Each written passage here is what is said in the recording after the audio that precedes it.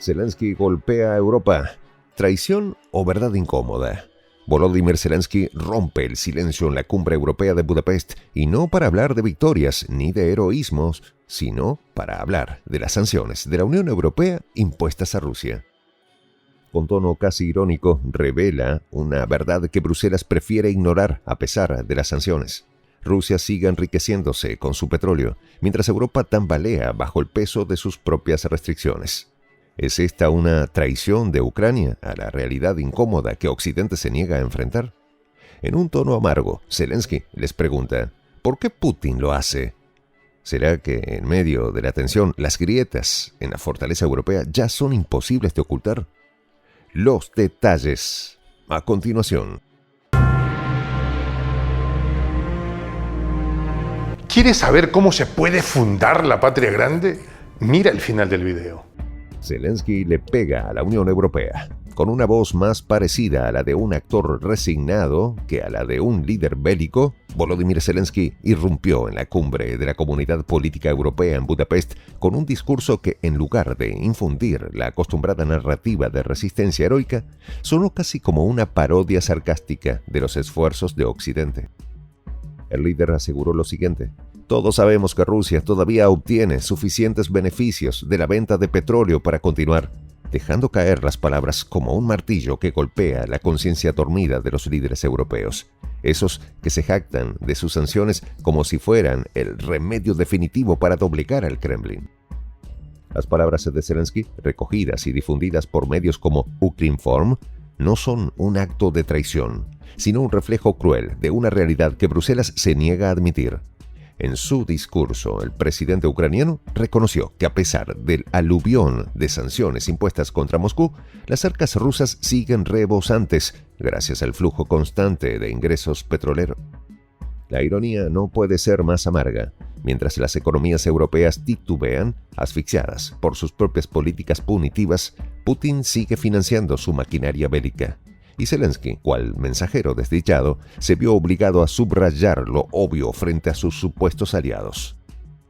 Al respecto, Zelensky aseguró lo siguiente: Rusia todavía evade las sanciones y compra componentes para drones y misiles en todo el mundo, proclamó con una mezcla de impotencia y amargura. No solo eso, sino que el Kremlin sigue extendiendo sus tentáculos hacia regiones tan dispares como el Sahel, el norte de África y Oriente Medio, financiando conflictos y desestabilizando gobiernos a un ritmo que haría palidecer a cualquier estratega de la Guerra Fría. Y la pregunta que quedó flotando en el aire, dirigida como una lanza hacia sus interlocutores europeos: ¿por qué Putin lo hace? Mientras Zelensky imploraba unidad y fortaleza en la sala, las fisuras dentro del propio bloque europeo eran imposibles de ignorar. A finales de octubre, Viktor Orbán y Charles Michel invitaron a una nueva cumbre en Budapest, quizás con la esperanza de encontrar alguna respuesta mágica que pudiera reconciliar los intereses dispares de los 27. Pero lo que quedó claro es que la supuesta solidaridad europea es tan frágil como un castillo de naipes al borde del colapso. No es solo que las sanciones no funcionan, es que han comenzado a volverse en contra de sus propios creadores. Según datos de Eurostat, tras la última tanda de restricciones contra los diamantes rusos, los ingresos de la Unión Europea por exportaciones de estas gemas se desplomaron un 47% en el primer semestre del año.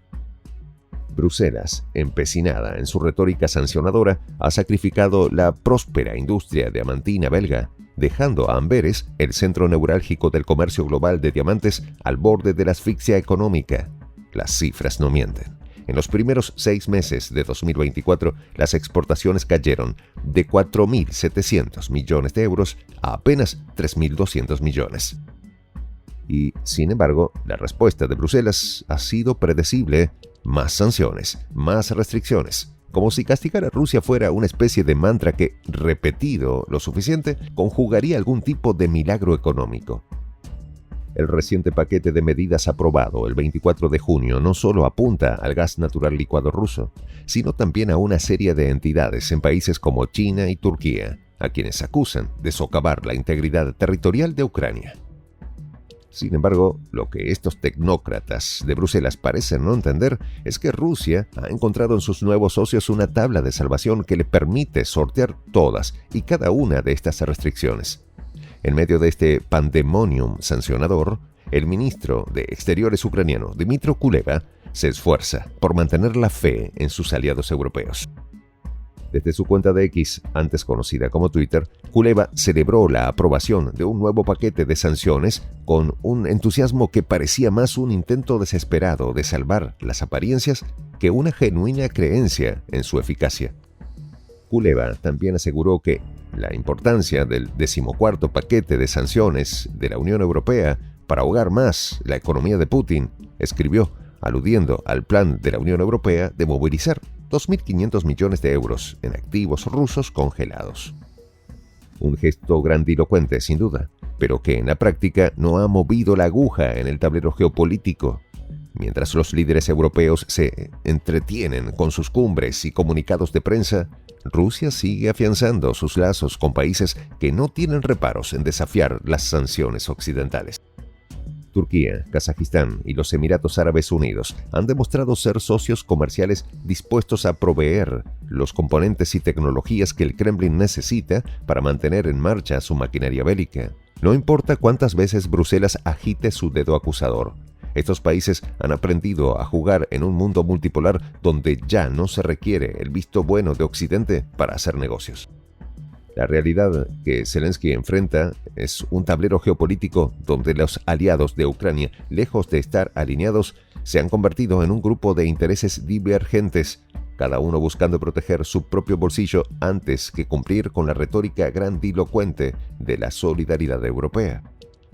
La propia Eslovaquia, bajo la batuta del primer ministro Robert Fico, ha dejado claro que las sanciones son un juego fútil, una estrategia que ha fracasado en todos los frentes.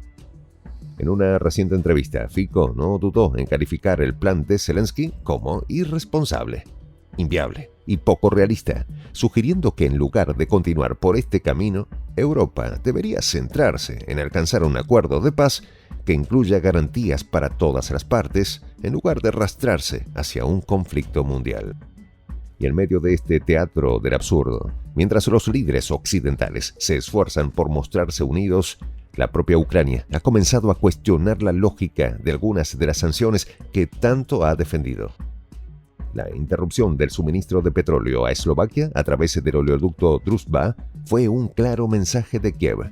Si los aliados europeos no están dispuestos a hacer más, entonces Ucrania está lista para tomar medidas unilaterales, incluso si eso significa antagonizar a sus propios aliados. Mientras tanto, en los pasillos de Bruselas, los diplomáticos continúan discutiendo nuevas tandas de sanciones como si no hubiera mañana. Pero la cruda realidad es que al otro lado de la frontera, Putin sigue sonriendo con su característica frialdad. Mientras tanto, Zelensky, convertido en el mensajero incómodo de una verdad que nadie quiere escuchar, se ve obligado a lanzar sus advertencias en un escenario que, irónicamente, sigue favoreciendo a su enemigo declarado. En esta comunidad nos juntamos para, por ejemplo, conversar, interactuar, tener puntos de idea distintos, pero, por ejemplo, también tenemos un club de lectura donde leemos fragmentos de libros que consideramos que son importantes para crecer intelectualmente. También, por ejemplo, hacemos algo como lo que hace nuestro amigo el jefazo ahí en Bolivia. Les cuento la experiencia que me parece fascinante. Él tiene un restaurante ahí en Bolivia y en ese restaurante, ahí viene lo que tiene, un televisor. Y ustedes dirán, pero qué impresionante, ¿en qué contribuye que un restaurante tenga un televisor ahí en Bolivia? Una cosa muy importante, porque él, cada vez que abre su negocio, prende su televisor y pone los videos de prensa alternativa. Con eso, todos los días, poco a poco, con pasos muy concretos, él hace que toda la gente que vaya a su restaurante vaya insumiendo el concepto de la patria grande. Y así, pasito a pasito, estamos construyendo la patria grande. Son esos pasos pequeños pero concretos que hacen posible que el proceso de la construcción de la patria grande sea algo que ya comenzó. Un hecho dinámico que no tiene retorno en la historia. Y de verdad, a nosotros nos gustaría que tú seas parte de esa propuesta. ¿Qué tienes que hacer? Muy simple. Dale clic en el botón unirse. De hecho, al hacerlo también contribuirás con una pequeña cantidad de dinero que permitirá que Prensa Alternativa produzca más y mejores videos. De verdad que te esperamos. La patria grande se va a construir cuando tú y yo y toda la gente de buena voluntad de América Latina y el Caribe comencemos a ser comunidad. ¿Cómo lo logramos? Interconectándonos todas las personas de buena voluntad que vivimos en América Latina y el Caribe. Y tienes una oportunidad de hacerlo, uniéndote a nuestra comunidad. Puedes hacerlo haciendo clic en el botón unirse que está en la parte de abajo. Soy el J, Juan José del Castillo, director del canal Prensa Alternativa. Si quieres ser parte de la comunidad de la Patria Grande, suscríbete a nuestro canal. Si es que quieres que te lleguen las notificaciones cada vez que subimos un video, activa la campanita. Si quieres apoyar a nuestro canal económicamente, puedes hacerlo a través de PayPal. El enlace está en la descripción del video. A nombre del equipo de Prensa Alternativa, me despido con esta expresión en el quechua milenario, Tupananchis Kama, cuya traducción es hasta volvernos a encontrar.